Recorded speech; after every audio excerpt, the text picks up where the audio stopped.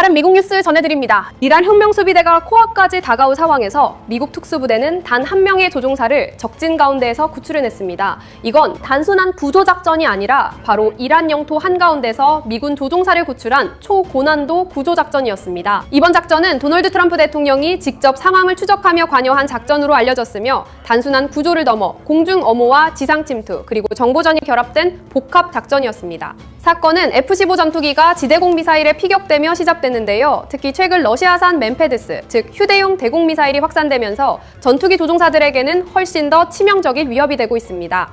이 무기는 열 추적 방식으로 경고 없이 타격이 이루어지기 때문에 조종사는 거의 즉각적인 대응만 가능한 상황이었습니다. 피격 직후 조종사는 사출에 성공했지만 무당 담당 장교와 분리되며 각자 적진 한가운데에 떨어지는 상황에 놓이게 됩니다. 이 순간부터 단순 탈출이 아니라 생존과 시간의 싸움이 시작됐는데요.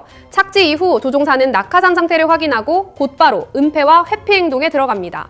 이 조종사는 SERE 훈련을 받았으며 SERE는 생존, 회피, 저항, 탈출 훈련으로 최대한 작게 움직이고 은밀하게 행동하며 높은 지형으로 이동해 구조 가능성을 높이는 것이 기본 원칙입니다.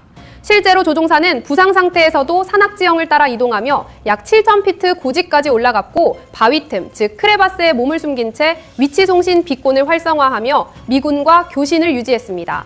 민간인이나 적군과의 접촉을 철저히 피하며 생존 시간을 확보하는 데 집중했는데요. 이때부터 상황은 단순 생존이 아니라 누가 먼저 찾느냐의 경쟁으로 바뀌게 됩니다. 이란 측 역시 즉각 대응에 나섰습니다. IRGC와 민병대가 수색에 투입됐으며 현상금 약 6만 달러까지 걸고 조종사 생포를 시도했습니다. 현지 지형을 완전히 장악한 상태였기 때문에 미군보다 유리한 조건이었으며 만약 먼저 발견됐다면 생포 후 공개, 선전으로 활용되며 전쟁의 흐름 자체가 바뀔 수 있는 상황이었습니다.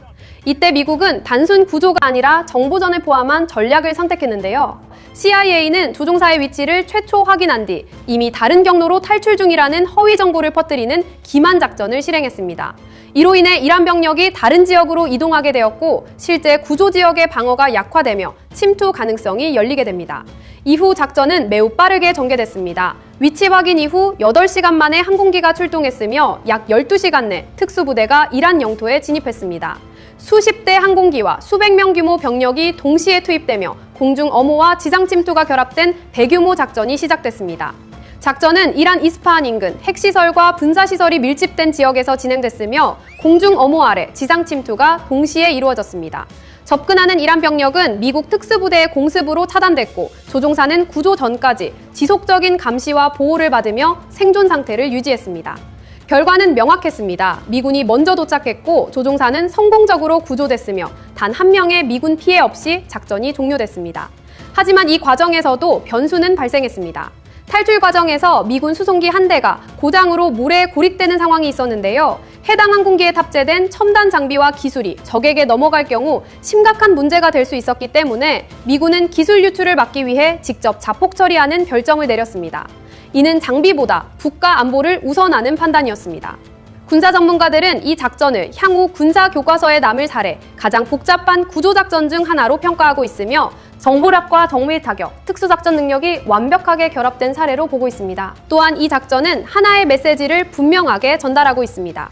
미군은 적진 깊숙한 곳에서도 작전이 가능하다는 점이며 누구든 끝까지 구출한다는 원칙입니다. 이 메시지는 단순히 이란을 향한 것이 아니라 전 세계 잠재적 적국을 향한 신호이기도 합니다. 한편 전장 상황은 여전히 긴장 상태인데요. 이스라엘은 석유화학시설과 군사 인프라를 타격하며 무기 생산 기반을 약화시키고 있고 이란 역시 미사일 공격을 이어가며 대응하고 있습니다. 이란은 자국 방공망 강화와 공중 통제 능력을 주장하고 있지만 실제 전장에서는 미군과 이스라엘이 공중 우위를 유지하고 있는 상황으로 평가됩니다. 결국 이번 사건은 훈련된 조종사의 생존 능력과 CIA의 정보전, 특수부대의 침투 작전, 그리고 국가 차원의 신속한 의사결정이 결합된 결과이며 현대전에서 특수작전이 어떻게 작동하는지를 보여주는 대표적인 사례로 기록될 가능성이 높습니다. 그리고 무엇보다 중요한 것은 단 한 명도 버리지 않는다는 원칙을 이번 작전에서 미국이 보여준 것입니다.